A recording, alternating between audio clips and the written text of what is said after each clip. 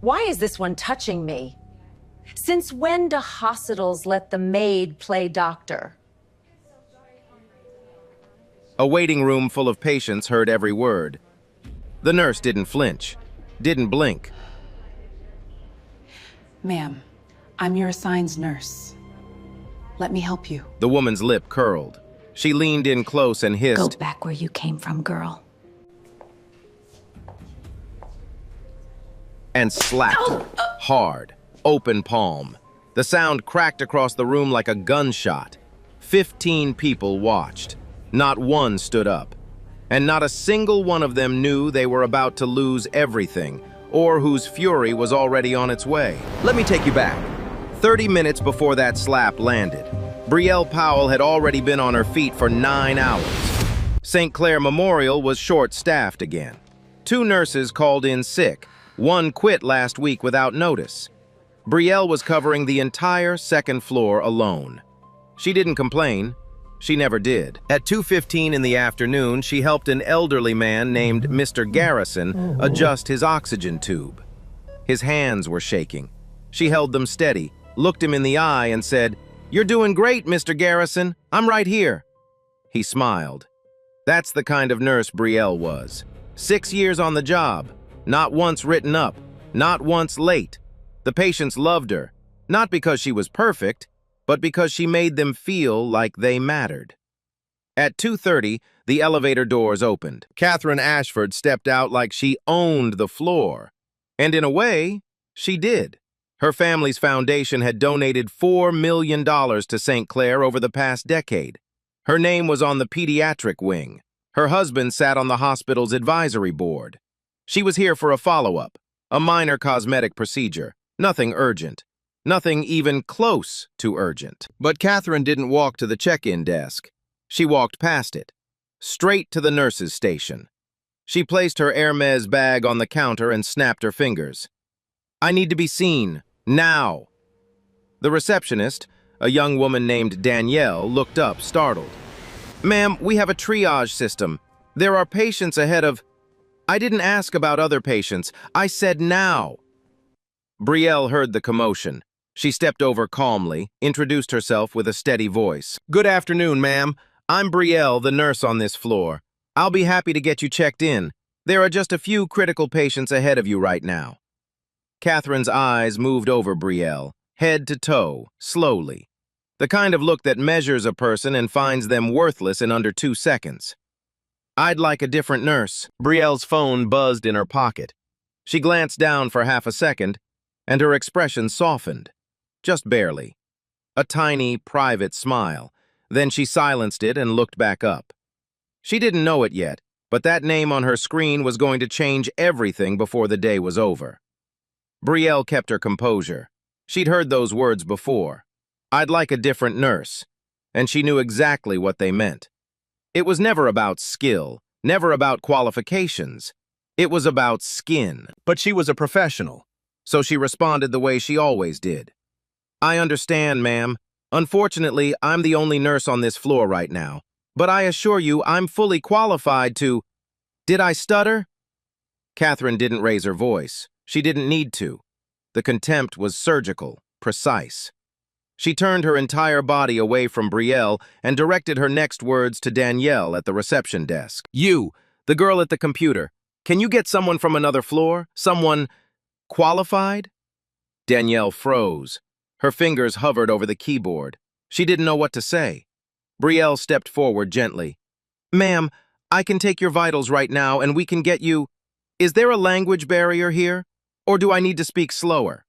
The words landed like a blade. Quiet, clean, designed to cut without leaving a visible wound. 2 patients in the waiting area looked up. An older black woman, Mrs. Coleman, tightened her grip on her purse strap. She recognized exactly what was happening. She'd lived it herself, more times than she could count. But she said nothing. Because what could she say? What could any of them say? Brielle swallowed the sting. She noted Catherine's visible vitals, pulse steady, color normal, no signs of distress, and charted what she could from a distance. Her hands were steady, her face was calm. But inside, Inside, something was already cracking. 7 minutes later, Catherine did something Brielle didn't expect. She pulled out her phone and dialed a number. Not the front desk, not a complaint line. She called Raymond Cross, the hospital administrator, on his personal cell phone. "Raymond, darling, it's Catherine. I'm on the second floor and there's a situation. I need you up here. Now!" Raymond Cross arrived in under 4 minutes. That tells you everything you need to know about who Catherine Ashford was in this building. Administrators don't run for patients. They run for money. He walked onto the floor already sweating. His eyes found Catherine first, not Brielle. He smiled at Catherine. He asked Catherine if she was comfortable. He offered Catherine water. Then he turned to Brielle. "Can I speak with you for a moment?" They stepped into the corridor. Raymond kept his voice low, but his message was loud and clear. "Brielle, I need you to step off this case."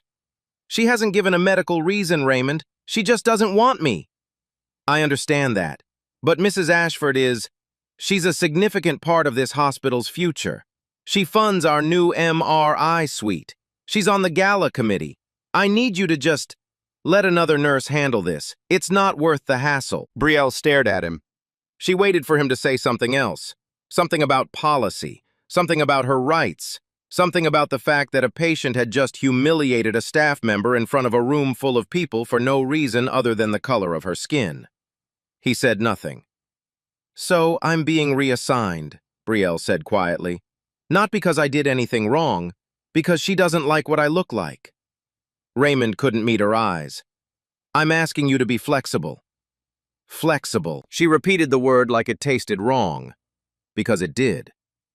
Brielle was reassigned to the 3rd floor, just like that. No incident report, no documentation, no questions asked.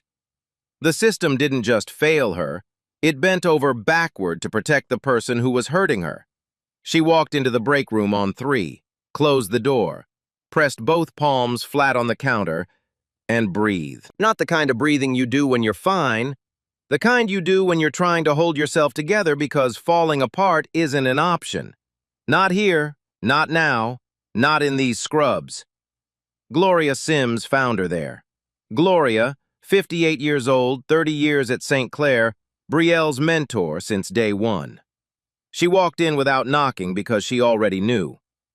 "I heard," Gloria said softly. Brielle shook her head. "It's fine." "No, baby, it's not fine, and you don't have to pretend it is." Gloria sat down across from her. She folded her hands on the table, hands that had started IVs, held dying patients, wiped tears off the faces of strangers for 3 decades. "I've been where you are, right here, this exact spot. Different woman, same look in her eyes. 30 years in this place, and some things haven't changed one bit." Brielle looked up. Her eyes were wet but steady. Gloria leaned closer. Her voice dropped. "But I'll tell you something, Brielle. Something tells me you've got people in your corner you don't even need to call." It was a strange thing to say. Brielle frowned slightly, but before she could respond, Gloria stood up, squeezed her shoulder, and left the room. What did she mean by that? Brielle didn't have time to figure it out. Her pager buzzed. Another patient needed her on 3, so she wiped her eyes, straightened her badge, and went back to work. Because that's what she did, every single day. No matter what. 45 minutes passed. Brielle stayed on 3. She did her job. She didn't complain. She didn't go near the 2nd floor. But the 2nd floor came to her. At 3:40 in the afternoon, Catherine Ashford wandered off the 2nd floor, apparently looking for a vending machine. She turned down a corridor she shouldn't have been in, and there, standing at a medication cart, was Brielle. Their eyes met. Catherine stopped walking. Her face twisted into something ugly. "Oh, wonderful, she's still here. I specifically asked for her to be removed." Brielle's stomach dropped, but her voice stayed level. "Ma'am, I was reassigned. This is a different floor, a different wing." "Then why am I looking at you right now?" "Because you walked into a restricted area, ma'am." Catherine didn't like that answer. She didn't like being corrected. And she especially didn't like being corrected by Brielle Powell. Her voice went up, not a little, a lot. "This is harassment. You're following me. I want security up here right now. I want her badge number. I want her gone. Patients poked their heads out of doorways. A janitor mopping near the elevator stopped mid-stroke.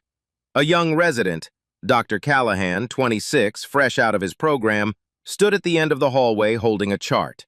He watched. He did nothing. Mrs. Coleman, who had followed Catherine out of concern or maybe instinct, appeared at the corridor entrance. She saw what was unfolding. She covered her mouth with both hands. Brielle raised her palms slowly. "Ma'am, I'm going to ask you to please lower your voice. There are patients resting on this floor." "Don't you dare tell me what to do!" Catherine stepped forward. She grabbed Brielle's badge lanyard and yanked it. The cord bit into the back of Brielle's neck before the clip snapped open. And then, the slap. Open palm, full force, right across Brielle's left cheek. The sound was sharp, immediate. It bounced off the walls like something breaking. Brielle stumbled backward. Her shoulder hit the wall rail. She caught herself with one hand. Her cheek burned red. Her eyes filled, not with tears of sadness, but the involuntary kind. The kind your body produces because it's been struck and it doesn't know what else to do. She did not hit back. She stood there, straight, breathing, holding her own face. And she looked at the people in that hallway. The janitor had turned away. Dr. Callahan was staring at his shoes.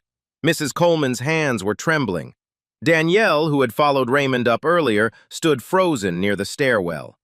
15 people, at least 15 people saw it happen. Not one of them opened their mouth. Catherine straightened her blouse. She looked around the hallway like she was daring someone to challenge her. Then she said, loudly, clearly, to everyone within earshot, "She put her hands on me first. You all saw it." Nobody contradicted her. The lie just floated there, filling the air like smoke, thick, suffocating, unchallenged. Raymond Cross arrived again, out of breath, face flushed. He looked at Catherine. He looked at Brielle. And the first words out of his mouth, the very first words, were, "Are you all right, Mrs. Ashford?" Not Brielle. Not the woman with a red handprint on her face. Catherine. Brielle watched his mouth form those words, and something behind her eyes, something she'd been protecting for 6 years, quietly went dark. Raymond turned to Brielle. His voice was low, almost apologetic, but not quite. "Brielle, I need you to come with me to the office." "She hit me, Raymond." "I understand. We'll sort it out, but right now I need you to come with me." He didn't say, "Are you okay?" He didn't say, "I saw what happened." He didn't say, "I'm going to handle this." He said, "Come with me." Brielle looked at Catherine one last time. Catherine was already on the phone talking to someone, laughing lightly like nothing had happened. Like she hadn't just struck another human being across the face in front of a crowd. Brielle turned and followed Raymond down the hall. The door to the office closed behind her, and the hallway, all those people, all those witnesses, went right back to whatever they were doing, as if nothing had happened at all. The office was small, gray walls, one window with the blinds half closed, a desk covered in paperwork that nobody ever seemed to finish. Brielle sat in a plastic chair, the kind that squeaks every time you shift your weight. She sat perfectly still. Nobody came to check on her. Nobody brought her water. Nobody asked if she needed ice for the swelling on her cheek. She could hear Catherine's voice echoing down the hall, loud, theatrical, performing her outrage for anyone who would listen. "I've never been treated like this in my life. Do you understand who I am? Do you understand what my family has done for this hospital?" Brielle closed her eyes. She pressed her fingertips against her left cheek. It was still hot, still throbbing. She could feel the outline of Catherine's palm like a brand. 20 minutes passed. Then Raymond walked in. He didn't sit down. He stood by the door like he was already planning his exit. His tie was loosened. His forehead was damp. Raymond shifted his weight. He looked at the wall, the floor, the edge of the desk, anywhere but her eyes. "The cameras in that hallway have been down for maintenance since Tuesday." Brielle went quiet. The silence in the room was different from the silence in the hallway. That one was cowardice. This one was something worse. This was calculated. "Down since Tuesday," she repeated. "It's a facilities issue, nothing we can control." "So there's no footage?" Not from that specific corridor, no. Brielle felt something tighten in her chest. Not anger, something heavier. The slow, crushing weight of realizing that the system you gave 6 years of your life to, the system you trusted, was not built to protect you. It was built to protect people like Catherine Ashford. "I want to file a formal complaint," Brielle said. Her voice didn't waver. Raymond nodded, slowly, the way people nod when they're about to deliver bad news wrapped in procedure. "Absolutely. You have every right to do that. You'll need to submit it through HR. The process usually takes 6 to 8 weeks. I can get you the paperwork." 6 to 8 weeks, for getting slapped across the face at work. Brielle stood up. "Is that all?" Raymond reached for something on the desk, a small plastic bag. Inside it, Brielle's hospital badge. He held it out to her, then pulled it back. "Actually, we'll need to hold on to this for now. While the investigation is active, your access will be temporarily deactivated." Brielle stared at the badge. Her name was printed on it. Her photo, her title, Registered Nurse, St. Clair Memorial Hospital. 6 years of 12-hour shifts, holiday coverage, double shifts when nobody else showed up, all reduced to a laminated card in a plastic bag on the wrong side of the desk. "One more thing," Raymond said. He was sweating again. "I'd appreciate it if you used the side exit today, the one through the parking garage, just to avoid a scene." "I was going to say confusion." "No, you weren't." Brielle walked out of the office. She didn't slam the door. She didn't raise her voice. She walked the way she always walked, steady, upright, chin level. Even when everything inside her was screaming. The hallway was empty now. Catherine had been moved to a private room on the 4th floor. VIP treatment for a woman who had just committed assault. The janitor was gone. Dr. Callahan was gone. The witnesses had scattered like they'd never been there at all. Brielle passed the nurse's station. Gloria was there, standing behind the counter with a chart in her hand. Their eyes met. Gloria didn't speak. She shook her head, once, almost invisibly. A warning. Raymond was watching from the office doorway. Gloria's lips moved without sound. Not here. Brielle understood. She nodded and kept walking. She pushed through the side exit door. The parking garage was cold and empty, gray concrete, flickering fluorescent tubes. The sound of her sneakers on the ground echoed like she was the last person left in the building. She got to her car, sat in the driver's seat, closed the door. And then, only then, she let her hands shake. She pulled out her phone. For a long moment, she just stared at the screen. Then she dialed. It rang twice. "Hey." Her voice cracked on that single word. She cleared her throat. "Yeah, I'm okay." A pause. "No, I'm not okay. Something happened." The voice on the other end, we couldn't hear the words, but we could hear the tone. Deep, immediate, alarmed. "Can you come get me?" Brielle's jaw tightened. She was fighting hard to keep it together. "No, don't do that, not yet. Let me think." The voice on the other end pushed back, urgent, insistent. "Please." Brielle pressed her forehead against the steering wheel. "Just come get me. I'll tell you everything. Just come." She hung up, set the phone on the passenger seat, and sat there in the silence of that empty parking garage, suspended, stripped of her badge, slapped across the face, and abandoned by every person and every system that was supposed to protect her.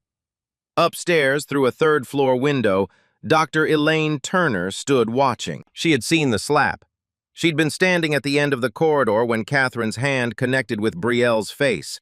She'd seen the red mark appear. She'd seen Brielle catch herself on the rail. And she'd done nothing. Now she watched Brielle's car sitting alone in the parking garage, engine off, headlights dark. She watched for a long time. Her reflection stared back at her in the glass. She didn't like what she saw.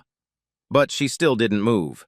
Not yet. The next morning, St. Clair Memorial opened its doors at 6 like it always did. Same fluorescent lights. Same antiseptic smell. Same tired nurses pulling double shifts because nobody wanted to work here anymore. But something was different today. Brielle Powell did not clock in. Her locker stayed shut. Her name on the assignment board had a line through it.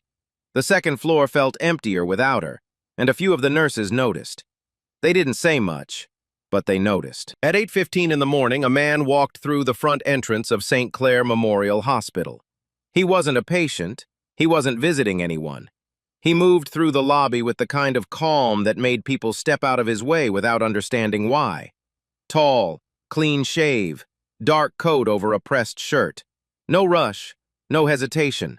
Every step deliberate. He walked past the waiting area, past the gift shop, past the security guard who looked up and then looked away because something about this man said don't. He stopped at the administrative reception desk. The receptionist, a young woman who had just started the week before, looked up with her rehearsed smile. "Good morning. How can I help you?" "I'd like to speak with Raymond Cross, please." "Of course, and your name?" The man placed both hands on the counter, not aggressively, patiently, the way someone does when they know they have all the time in the world and all the power they need. "Dr. Dominic Hale, Chief of Emergency Medicine, Covenant Regional Medical Center." The receptionist's smile flickered. She knew the name. Everyone at St. Clair knew the name. Covenant Regional was the flagship hospital of the state's largest health network. The same network St. Clair had been desperately trying to merge with for the past 2 years. That merger was worth everything. New funding, new equipment, job security for every person in this building. And the man standing at her desk ran their emergency department. Of course, Dr. Hale. Let me call Mr. Cross right away." "Thank you." He paused, then added evenly, "And please let him know this is regarding an incident involving one of your nursing staff yesterday, a woman named Brielle Powell." The receptionist's hand froze on the phone. "She's my fiancé." The word landed like a stone in still water. The receptionist blinked. A nurse passing behind the desk stopped walking. A security guard by the elevator turned his head. "I've also spoken with my father this morning." Dominic's voice didn't rise, didn't drop. It stayed exactly where it was, level, controlled, devastating. "Commissioner Hale, State Health Commission. He's been briefed on what happened here yesterday, fully." The receptionist's face went pale. She picked up the phone and dialed Raymond's extension. Her hand was trembling. Raymond Cross arrived in under 3 minutes. He came around the corner fast, too fast, and nearly tripped on the carpet edge near the reception desk.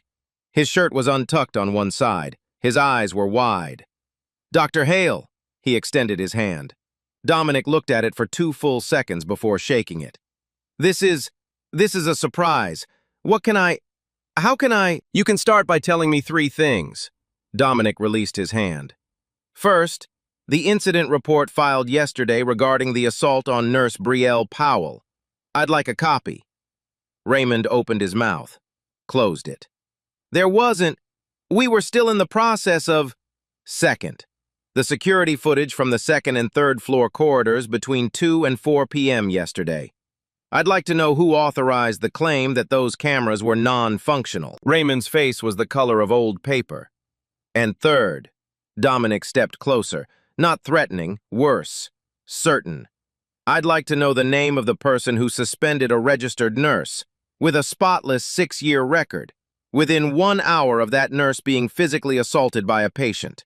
Without investigation, without documentation, without so much as asking her if she was okay." The lobby had gone quiet. The receptionist had stopped typing. 2 nurses at the nearby station were frozen mid-conversation. A patient in a wheelchair slowly turned around to watch. Raymond's mouth moved. No sound came out for a moment. Then, the worst thing he could have said. "Dr. Hale, this was a misunderstanding." Dominic tilted his head, slightly, the way a man does when he's heard something so absurd that anger would be a waste of energy. "A misunderstanding is a scheduling error, Mr. Cross. A woman slapping a nurse across the face in front of 15 witnesses is assault. And a hospital administrator suspending the victim to protect a donor, that's not a misunderstanding. That's a decision. and decisions have consequences. Raymond's left hand was shaking. He shoved it into his pocket. Can we discuss this in my office? We can, but I want you to understand something first. Dominic's voice dropped, not to a whisper, to the kind of quiet that makes people lean in. My father's office has already flagged this facility for a formal review. Workplace safety compliance, staff protection protocols, donor influence on personnel decisions. That review will happen regardless of what you and I discussed today. I'm not here to negotiate. I'm here because someone I love was assaulted in your building, and your response was to punish her. Raymond looked like a man watching his career slide off a table in slow motion. Let's go to your office, Dominic said. Now. They walked down the hallway together. Every nurse they passed stopped what they were doing. Every aide, every orderly. Word moved through St. Clair Memorial the way fire moves through dry grass. Fast, hot, impossible to contain. That's Brielle's fiancé. His father is the health commissioner? The merger! Oh, God, the merger! Raymond suspended her. He actually suspended her. Within 30 minutes, the hospital felt like a different building. Gloria Sims was the first. She walked into Raymond's office without knocking. She was carrying a single sheet of paper, handwritten, signed, dated.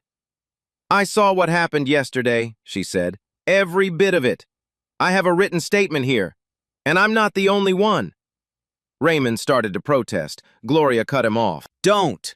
I've given 30 years to this hospital. I kept my head down when I should have spoken up. That ends today. She placed the paper on his desk and walked out. Dr. Elaine Turner was next. She found Dominic in the hallway. She introduced herself. Her voice was steady, but her eyes were red. Dr. Hale, I'm Elaine Turner, attending physician on 3. I was there yesterday when Mrs. Ashford struck Nurse Powell. She paused, swallowed. I should have spoken up immediately. I didn't. I froze, and I have no excuse for that. But I'm speaking now. I have a full written account of what I witnessed. Dominic looked at her for a long moment. Then he nodded. Thank you, Dr. Turner. That took courage. No, she said. What Brielle did took courage. This is just the least I owe her. After that, the floodgates. Mrs. Coleman came forward, the elderly black woman from the waiting room. She'd stayed overnight for observation and heard what happened through the nurses. She gave her statement to HR directly. Her hands were shaking when she signed it, but her voice was iron. I watched that woman hit that girl, and I sat there and did nothing. That'll haunt me till I die. But I can tell the truth now, and the truth is, that nurse never raised a hand. Not once. A janitor named Douglas came forward. Then, a facilities technician reviewing the camera system that morning discovered that while the main corridor cameras on 3 had been offline, an adjacent hallway camera, positioned near the stairwell exit, had captured the last 40 seconds of the incident. The angle was partial, but it was enough. It showed Catherine Ashford grabbing Brielle's lanyard. It showed the slap, and it showed Brielle's hands, clearly, unmistakably, at her sides. By noon, St. Clair Memorial's legal team had contacted Catherine Ashford and informed her she was banned from the premises effective immediately. A formal police report for assault was being filed. Catherine, on the phone with her attorney, was screaming. Do you understand how much money I've given that hospital? Do you have any idea who I am? On the other end of the house, her husband Gerald sat in his study. He listened to her rage for a long time. Then he said 2 words. Catherine, stop. She didn't stop, but for the first time, she heard him. 48 hours later, a room on the 5th floor of St. Clair Memorial was set up for a formal review. Long table, 8 chairs on one side, 2 on the other. A projector screen mounted on the wall, a pitcher of water that nobody touched. The hospital board had assembled. 5 members, plus the HR director, plus legal counsel. They sat on one side of the table with folders open and pens ready. Most of them had barely slept. The merger with Covenant Regional was hanging by a thread. The State Health Commission had already opened a preliminary file. Every person in that room knew that the next 60 minutes would determine the future of this hospital. Brielle Powell sat on the other side. She had been reinstated that morning. Her badge, reactivated, returned, clipped to a fresh set of scrubs. She sat with her back straight and her hands folded on the table. No attorney, no entourage, just Brielle. Gloria Sims sat one chair behind her, not as a witness this time, as family. Dominic was not in the room. He'd made a deliberate choice to stay out. This was Brielle's moment, not his. His written statement, along with Commissioner Hale's formal letter flagging the incident for a statewide workplace safety review, had already been submitted to the board. Catherine Ashford was not present either, but her attorney was, a tall man in a charcoal suit who introduced himself as representing the Ashford family's interests. The board chair, a silver-haired woman named Patricia Holden, opened the proceedings. This review concerns the incident of April 14th involving Mrs. Catherine Ashford and nurse Brielle Powell. We will examine testimony, documentation, and available footage. Let's begin. Catherine's attorney spoke first. He was smooth, practiced, every word carefully chosen. My client acknowledges that the interaction became heated. However, we believe this was a case of mutual escalation. Mrs. Ashford felt physically threatened and responded instinctively. She deeply regrets that the situation reached. Counselor! Patricia Holden raised one finger. We'll review the footage now. The lights dimmed. The projector hummed to life. The backup footage from the stairwell camera played on the screen. Grainy, partially obstructed, but clear enough. The video showed Catherine in the corridor. It showed her stepping toward Brielle. It showed her hand reaching for the badge lanyard, grabbing, yanking, and then the slap, open palm, full contact. And Brielle's hands, both of them, clearly visible, at her sides, not raised, not clenched, not moving. The footage played for 19 seconds. Nobody breathed. Patricia Holden turned the lights back on. She looked at Catherine's attorney. You were saying something about mutual escalation. The attorney opened his mouth, closed it, opened it again. We would like to request a recess to... Denied. We have witness statements to review. Dr. Elaine Turner's written testimony was read aloud. Then Mrs. Coleman's, then Gloria's, then Danielle's, then the janitor Douglas's. 6 statements, all consistent, all describing the same sequence: Catherine's verbal abuse, the lanyard grab, the slap, and Brielle's complete restraint. Not one witness described Brielle raising her hands. Not one. Catherine's attorney asked no questions. There were none left to ask. Patricia Holden removed her glasses. She set them on the table, and she read the board's findings. First, regarding Mrs. Catherine Ashford. Effective immediately, Mrs. Ashford is permanently banned from all St. Clair Memorial facilities. A formal police report for simple assault has been filed with the city. The Ashford Foundation's naming rights on the pediatric wing are hereby under formal review by this board. She paused. Let it settle. This institution will release a public statement today, and I will read the key line now. No donation, regardless of size, exempts any individual from the standards of conduct expected within our facility. That line is non-negotiable.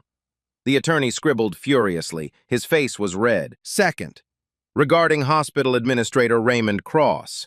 Patricia's voice hardened. Mr. Cross is placed on administrative leave effective today. An internal investigation will examine his handling of this incident, specifically his failure to protect staff, his unauthorized suspension of Nurse Powell without documentation, and his prioritization of donor relations over employee safety. Mr. Cross will be required to complete a leadership accountability program before any consideration of reinstatement. Raymond was not in the room, but somewhere in this building he was listening. Everyone knew it. Third, regarding Nurse Brielle Powell. Patricia turned to face her directly. Her voice softened, but only slightly. Nurse Powell is formally reinstated with full status. This board issues a written apology for the failure of institutional protection she experienced. Additionally, Nurse Powell is offered the role of founding chair of a new staff dignity and safety task force.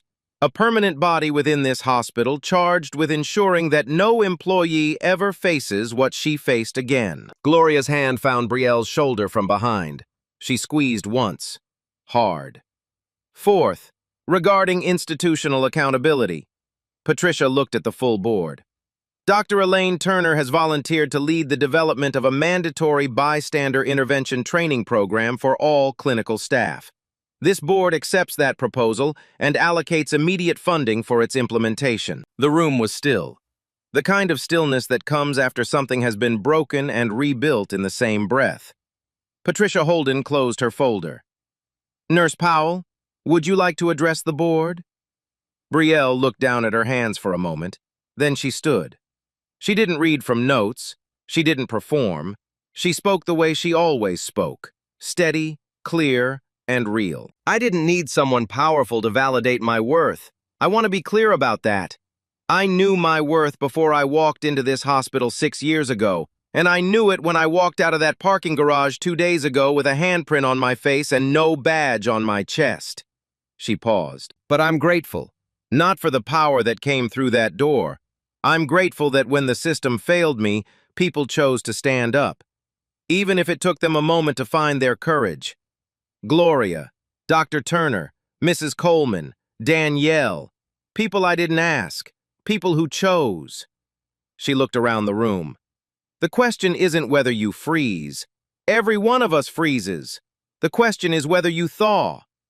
She sat down. Nobody clapped. Nobody needed to. The silence this time was different from the silence in that hallway. This silence had weight. This silence meant something. Gloria leaned forward and whispered in Brielle's ear. Only Brielle heard it. My badge doesn't make me a nurse. My compassion does. And no one, no donor, no name on a wall can slap that out of me. Brielle almost smiled. Almost. Because Gloria had just said out loud what Brielle had been carrying in her chest for 6 years. On the other side of town, Dominic Hale sat in his office at Covenant Regional. His phone buzzed. A message from Brielle.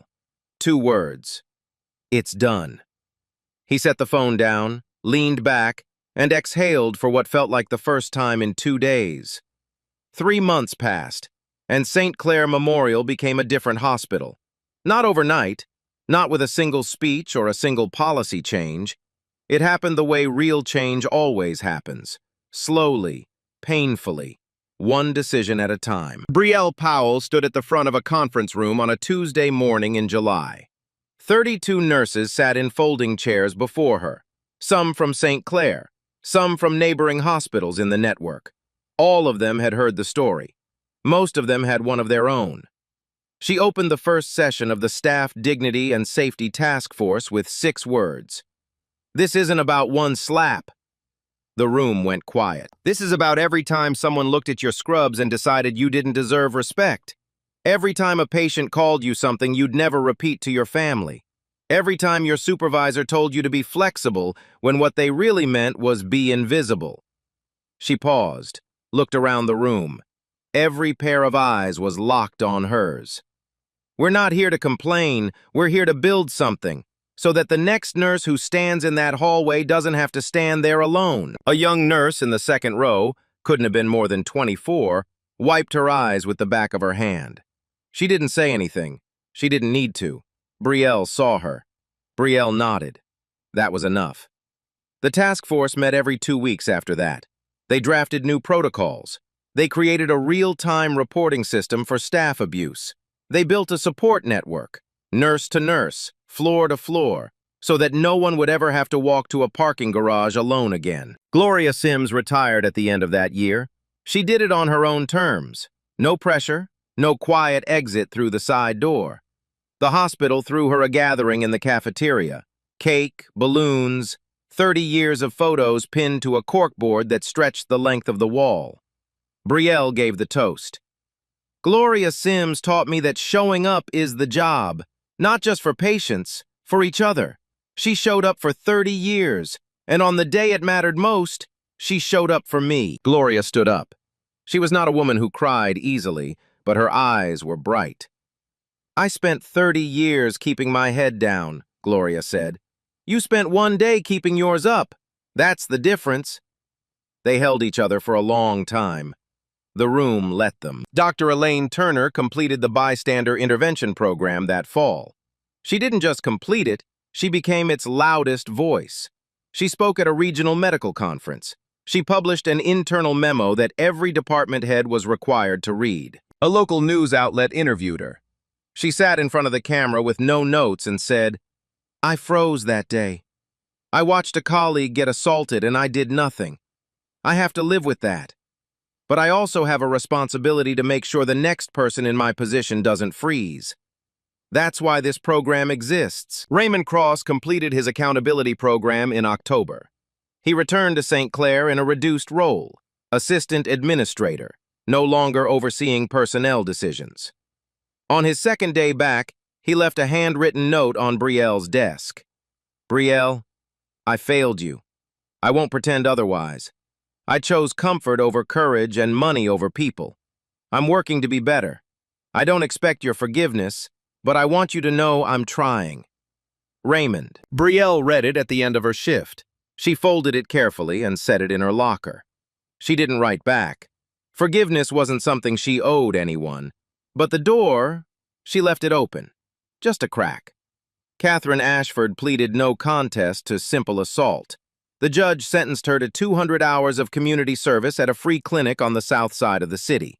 She showed up the first day in sunglasses and silence. She didn't speak to anyone. She didn't want to be there. But the clinic paired her with a young black nurse named Tessa. 23 years old, quick smile, patient hands. Reminded everyone of someone. Catherine didn't apologize. Not that first week, not the second. But somewhere around week 5, she stopped fighting. She started listening. She began showing up without the sunglasses. The story doesn't give her a clean redemption. That would be too easy and too dishonest. But redemption was never a single moment. It was a direction. And for the first time in a long time, Catherine Ashford was facing the right way. At home that evening, Brielle sat on the couch with a cup of tea going cold in her hands. Dominic walked in from the kitchen. He didn't ask about the task force. He didn't ask about Catherine or Raymond or the board. He asked, "How was your day?" She looked up. "Hard. Good." He handed her a fresh cup, sat down beside her. Their shoulders touched. No grand speech, no dramatic ending. Just two people in a quiet room choosing ordinary after months of extraordinary. That was the point. Here's what's real. In the United States, healthcare workers experience workplace violence at 5 times the rate of any other profession. And black healthcare workers report racial bias from patients at nearly double the rate of their white colleagues. Those aren't characters in a story. Those are people. Doing 12-hour shifts, missing holidays, holding strangers' hands while they die. Respect is not earned by title. It is not purchased by donation. It is owed, freely and fully, to every person who shows up to serve. Have you ever witnessed someone being mistreated? At work, in public, anywhere, and stayed silent? What would you do differently today? Drop your answer in the comments. I want to hear it. And if this story made you feel something, share it. Someone in your life needs to hear this. Like, subscribe, and hit that bell. Because stories like this, they need to be told. $4 million. That's what Catherine Ashford gave this hospital. But it couldn't buy her the one thing she thought it did, the right to treat someone like they're less than human. But here's what really gets me. 15 people watched Brielle get slapped. 15, and nobody moved. The doctor looked at his shoes. The janitor turned away. The administrator showed up and asked the attacker if she was okay. They took Brielle's badge, told her to use the signed exit. 6 years of showing up, every shift, every holiday, and the system threw her out to protect a check. But Brielle said something at the board, hearing that I can't shake. She said, "Your worth is not something anyone can slap out of you." She didn't need a powerful fiancé to know that. She knew it every time she held a patient's hand. What she needed was for the people around her to stop being silent. So let me ask you this. Have you ever been in that hallway? Your own version of it, at work, in public, watching someone get torn down and telling yourself it's not my place, because the question was never whether you freeze, it's whether you fall. Tell me in the comments. Have you ever been real or one of the 15? Share this with someone who needs to hear it today. Like, subscribe, hit the bell, because no name on a word should ever be worth more than a person's dignity.